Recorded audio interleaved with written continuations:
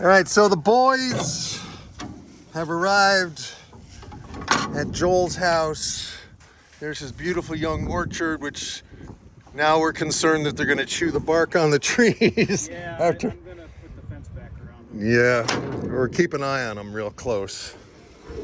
Come on, boys. Come on. Come on out. It's okay. Yeah, it's okay. It's okay. Come on. Come on. There they go.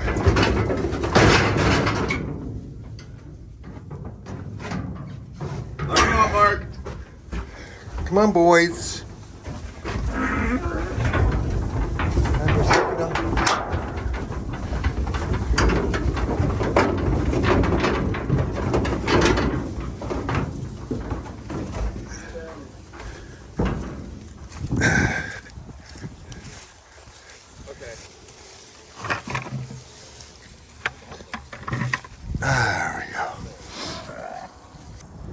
Yeah, it's not always a bad thing. Yeah. You want to come here and get some apples? Come here, buddy. Yeah, get some apples. Yeah. Get some love.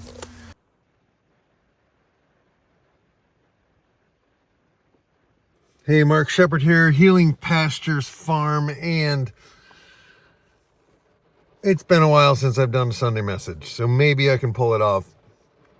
It is Friday at the moment, the 8th of November, and I have a minute because we're having a rain shower and it's gonna pass, but I figured I'll use this time in the car out of the wind and just share an update of what's going on the farm. So I am currently at the Ames Road farm, and it's owned by an elderly man named Rob Ames, and the road is named after his family. He's been here that long. And what my deal is here is there's a field here, a couple of fields that could be hay fields if they weren't all gone to goldenrod, right?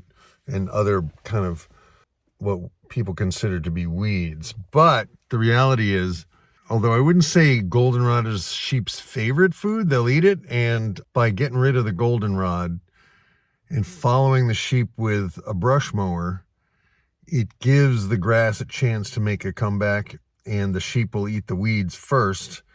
And so it sets the weeds back, and so the grass, they'll still eat the grass, but they won't eat it quite as much or as fast as they eat the weeds. So my deal here is I get to graze the sheep in exchange for restoring these pastures. And again, the name of my farm is Healing Pastures. But the other thing that I always have to say is that for me, this is church. This is a spiritual calling. This is not religious. It's not part of any Christian or Muslim or Hindu or Buddhist or any organized religion, but for me, it is my church. And every day I kind of imagine that I'm on a monastery, and on this monastery we grow our own food, and you know, it's just me and my dad at the moment, but we are collaborating and connecting with other people of like mind in the community. So at some point it will be a spiritual faith community in the most non-culty way possible. So that's what I'm doing here today. And what I'm gonna do is, even though I think the girl sheep probably have enough food, I'm considering, if the rain stops, which it seems like it's stopping, I'm gonna give the girl sheep a fresh pasture. And I gave the boy sheep a new pasture in a different location yesterday. They were at Joel Howie's Finnegan Road orchard. And then we moved them down behind Joel's house. He has a young orchard there. And we ended up having to put all the cages back around the teenage trees because the sheep have expressed delight in chewing on the bark of apple trees. So we can't We can't let them have access to the trees yet until they're big trees. But we learned that, and Joel was very, very stoic about the fact that we were both learning, and we had taken the cages off the trees at Finnegan Road to see if the sheep would clean up the weeds inside the cages. But they did that, but then they started chewing on the bark of the trees, so we had to nix that. So in the meantime, we've had a presidential election, and a man who is just, I think, totally disqualified to be president is now going to be the next president. And I understand why people voted for him, because the money is broken. People have no way to store the value of their hard work in a form of money that holds its value and is still spendable until the age of Bitcoin and other cryptocurrencies. So if you haven't studied the money, you need to study money. Start with Michael Saylor. Just go to YouTube and search Michael Saylor. Watch his original keynote talks. Watch his interviews. Check out another guy named Robert Breedlove, who did a whole series with Michael Saylor about the history of money. It's worth 10, 20, 100 hours of your time to really understand what is going on monetarily, and then you will understand the world. So the people of America have had it with the prices of things going up. And even 2% inflation every year, which is the design and the intention of the Federal Reserve, means that your money disappears 2% every year. What is that over 10 years? That's 20%. What is it over 20 years? That's 40%. What is it over 60 years? When I went to college, it cost $5,000 for an expensive college. When I was a little kid, my folks bought a house in Westchester County for $25,000. And that seemed outrageous to them because they were from Buffalo. You could buy a house like that for $10,000. So the money doesn't buy what it used to do. And we live in a whole debt economy. It's so convoluted and complicated, but it's your life's force. It's your life force that is being whittled away by money that has nothing to back it up. Money that they can just keep printing more and more of whenever they need to. And they get the value of it, but then the value gets diluted and we end up holding the bag on that. So I understand why more than half of America voted for Donald Trump. I wish there was someone else who we could all believe in and who would lead us. But it's a mess, people. The world is a mess. So the only thing we can do, and in times like this, in times of uncertainty, is to focus on the things we have control of. And for me, farming, I have control of whether I have food or not. I can control land that I don't own. I can contribute to combating climate change by the way I'm farming. It's a drop in the bucket, but many drops fill the bucket. I can control how I use my time every day. I am recording my music. I have 500 plus songs that are worth recording from 50 years of writing 10 songs a year. I can control my time. I can control how I use my time. And that is the greatest freedom that we all have. And I suggest each of us begin to focus on the things that we can do, to accept the things we can't change the things we can, and to understand what the difference is between them. So it's a message I've spoken to before. I think it's worth repeating. Things happen in the world that we do not control, and our job, like a sheep in the rain, or a horse in the rain, or a cow in the rain, or a farmer in the rain. Our job is to just get the job done, do what we can do, the best we can, the best we know how, and to make sure we put our money where our mouth is, and to find a way to protect and preserve the value of our time, the results of time spent in work. And for me, that's Bitcoin. You do the research. I'm not a promoter of anything that I don't personally use and do. So this year, this moment in time, do what you can do to take care of you, and to remember that ultimately we get what we send out. We are broadcast towers and we are receiving stations. So to focus on the fact that it's going to be okay, focus on the fact that wisdom and truth do prevail. So that's all I have right now, 10 minutes. Oh, anyway, sending out prayers to all of those of you out there who have been really struck and hit hard by this election. And remember, be gentle with yourself, be kind, but also focus your mind on where you want to go, where you want to be, who you want to be, and who you want to do life with. Peace, love, grooviness. Amen.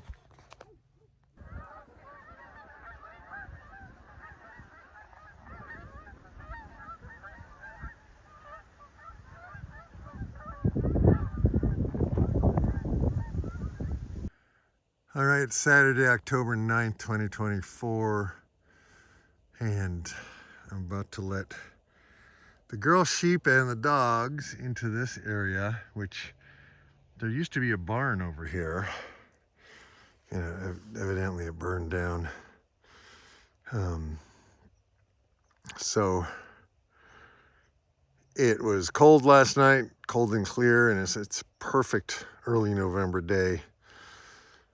And it's warming up nicely, but there's a lot of grass in here. And yeah, so let me go let the girls in. That's an update. I'm doing an update. I'm back, people. Man, just look at the grass in here. Let me zoom in on some of this grass. Look at that. Most people are feeding hay right now because they've used up all the grass in their pastures. So I'm a pretty lucky man to have all of this. But what a beautiful day. Look at that. With a good boy. And the sheep are very excited.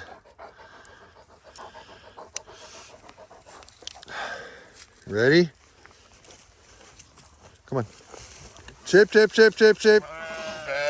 Chip, chip, chip, chip, chip, chip. Chip, chip, chip, chip, chip, chip. Oh, the dummies. They're so dumb.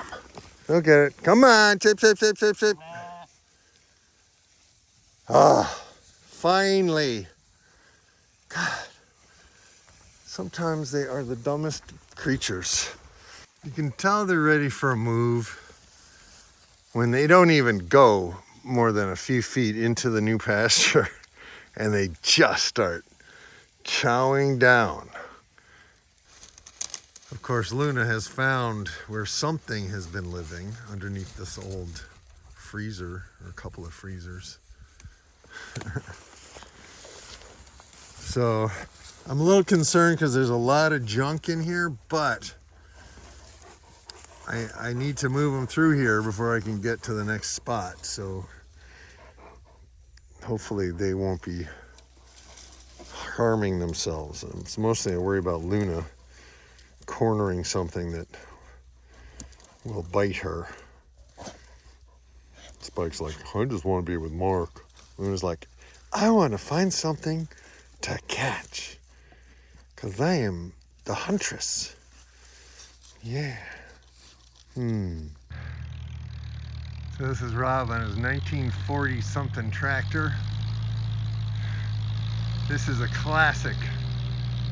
And this thing is really, you should just wait till you see this load of wood. We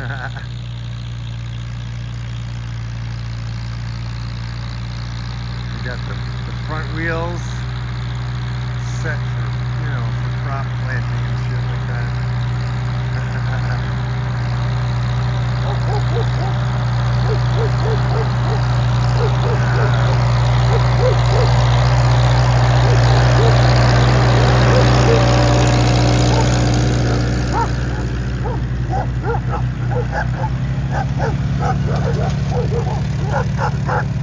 I don't really need my sunglasses anymore. So, just for me, the best way to combat anxiety and the sense of impending doom is to get outside and work. Work on something that no matter what happens, no matter what happens to the economy or the political world, we have food. We have food to eat, and we are doing our little part to combat climate change, getting carbon on the ground, using the animals to fertilize, using the animals to mow, using the animals to support us, and also supporting the animals, taking care of the species, taking care of the flock. And the way nature is designed, we have to be the predator to ensure the health of the general population of the flock. It's not something that a lot of people feel comfortable talking about, but the reality is this is a hell of a lot more humane than just thousands of animals in stockyards. And so I feel like I'm doing something positive, and for me, it's not about business. It's not about morals. It's about spirituality and following a call, even though sometimes it's scary, even though sometimes it's difficult, even though sometimes it seems like it's a crazy idea, even though sometimes it feels lonely and hard. The reality is, in the mornings, I'm in the studio. In the afternoons, I'm on the farm. Those are my two purpose paths. And I don't think they're opposed. I think they're aligned. I think they are the same path. Music and message and meditative management of animals who I love, and who, when it comes time to harvest them, we do it with respect, with gratitude, and with care for it to be quick and painless. And in a world where the food is tainted, in the world where most farming, even vegetables, even those foods favored by vegetarians and vegans, most of that food is grown in a way that kills everything. And we are selectively culling so that the herd gets better, stronger, and healthier. And we have the healthiest food on the planet to provide to our community. That's what this is all about. Farming is church to me. If that causes you to freak out and not watch the videos, okay. But it's time to feed my dogs and then go home and feed my dad. Anyway, the Sunday message is coming to you without corporate sponsorship, I don't get any ad revenue. So if you could subscribe, give it a thumbs up, leave a comment below. A little encouragement is the pay that keeps me doing it. And I've taken a break now for about 2 months, and I'm ready to get back in it. And I'm ready to stop doing some of the other stuff I was thinking I needed to try to do. And either way, it's good to have a break, and it's good to be back. Peace, love, and grooviness. Sending out prayers, sending out thoughts, sending out love and encouragement to those who could use it, sending out healing to those who are in need of that. Support, love, peace. Why does it work out better than we can possibly imagine? Stay positive, folks. It's going to be okay. All right? Hang in there. I believe in you. Thank you. Peace, love, and grooviness. Amen. Boom.